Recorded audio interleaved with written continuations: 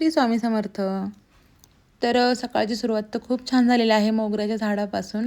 तर भरपूर असे फुलं तोडले, काही देवाला ठेवले व काही गजरा करण्यासाठी घेतले.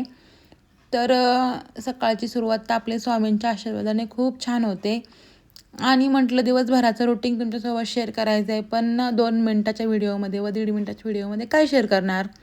तर ह्याच आपल्या छोट्या मोठ्या गोष्टी. तर आमच्या कल्लूला आज इथं आंघोळ घालायचं काम चाललं आहे. खूप चिखलात भरून आला होता तो. आणि मस्त असं सकाळ सकाळ कढीपत्ता तोडायला जो असं आनंद व सुख भेटतं, ते दुसरं कशामध्येच नाही आहे. तर मलाही वाटतं तुम्हीही सुख अनुभवावं.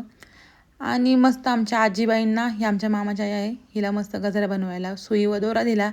मस्त आयता गजराही भेटला. थोडं स्टाईल मारत गजराही लावला. सकाळ सकाळ छान असं फ्रेश मूडमध्ये.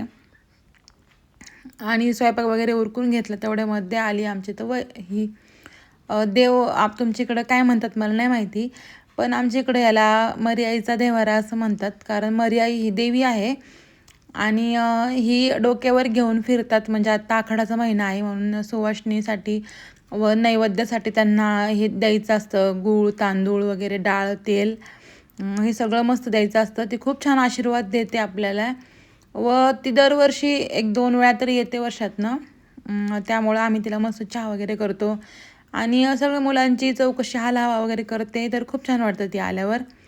आणि मस्त माझ्या दादूला घेऊन आले. दादूला तर रेनकोट होता, पण मी बघा असं मस्त पावसाचा आनंद घेतला आहे. तसं तर काही भिजायला भेटत नाही म्हणून म्हटलं घ्या भिजून. आणि गरम गरम असा पातळ रवा केला. इथं खूप थंडी वाजली होती म्हणून म्हटलं आता गरम गरम काहीतरी खाल्लं पाहिजे. नंतर 4च्या टायमिंगला मस्त असं गार्डनमध्ये गेले. गार्डनमध्ये पेरू सापडला. मग इथं बडबड तर मी भरपूर केली होती, पण व्हिडिओ खूप मोठा होता त्याच्यामुळं स्किप केलं सगळं. आणि पेरू पण खूप छान पिकलेत. आणि आमच्या तात्याच्या इथनं बघा या फांद्या आणल्या होत्या मी. आमच्या बारक्या चुलत्याच्या इथं त्यांनी कटिंग केली झाडांची.